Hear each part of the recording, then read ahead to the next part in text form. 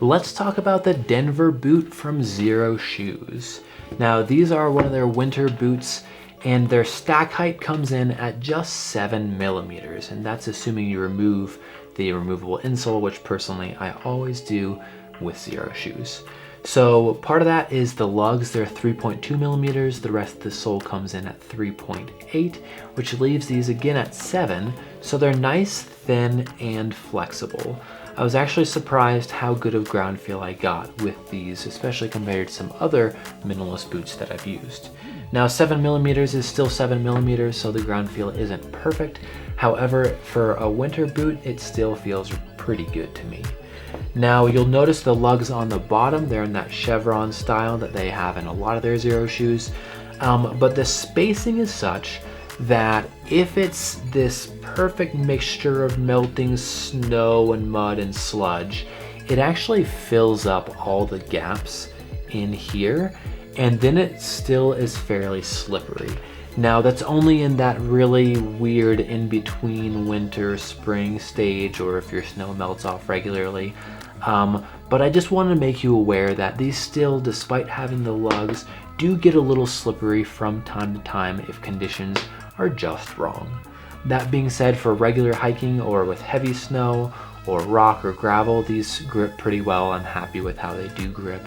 But the ground feel itself also is a big factor in not sliding, and so I like that they're still thin so you can get some of that ground feel as you're on your hikes. Now I also do wear these around town. I wear them at work from time to time, and on hard surfaces they are comfortable to me. But again, that depends on the individual and if you're used to walking on hard surfaces in a thin shoe like this.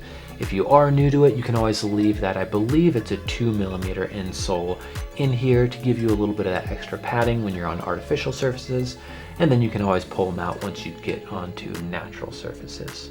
So S for sole, I really like this sole. It's thin, flexible, and does its job really well. Next we have H for heel, and as with all Xeroshoes, they are zero drop as the name implies, so the heel is not stacked up above the toe, so that passes with flying colors as always. Next we have U for upper, but before we dive in, if you're finding this video helpful, please hit that subscribe button, and if you decide you do want to pick up a pair of these boots, feel free to purchase from the affiliate link down in the description, because that's what helps me keep buying a ridiculous amount of gear and telling you all about it. Okay, enough of the sales plug. U for upper.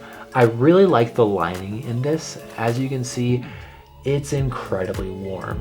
As soon as I slide my foot in it, my foot is happy. Versus other shoes, you kind of have to be active for 5-10 minutes to warm up your foot inside. These, it feels good right away. So I really like that warmth aspect.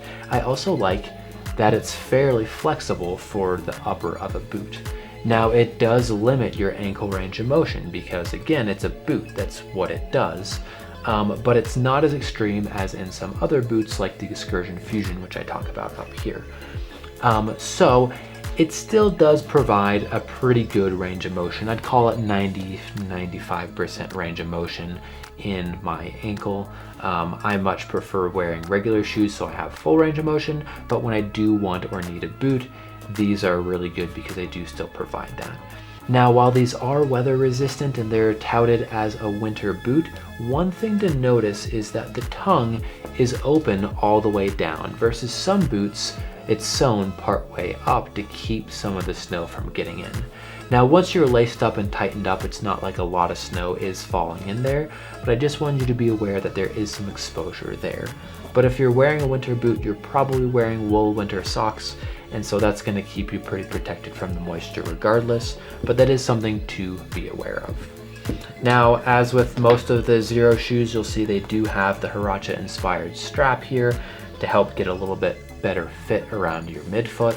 But one thing that I kind of dislike is that it is an external strap versus on other boots like the Excursion Fusion, it's an internal strap. So therefore your twigs and things like that can't get stuck in there. Now it's not a huge deal because that's the same sort of setup that they have on their other trail shoe, the TerraFlex, and I get sticks in there sometimes, but it's not a very common or problematic occurrence. It's just, again, something to be aware of. So that is a look at the upper.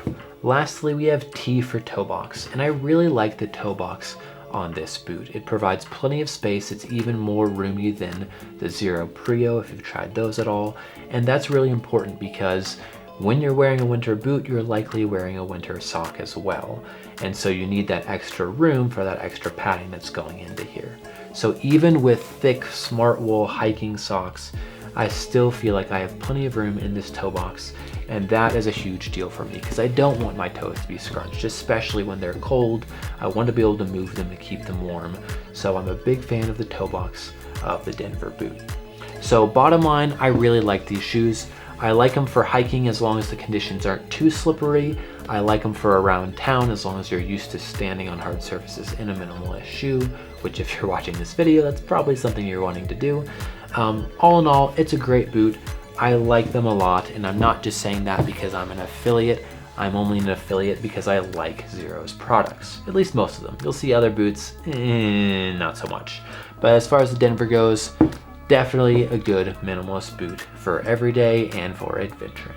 Again, hit that subscribe button if you found this video useful, and I look forward to seeing you in future videos.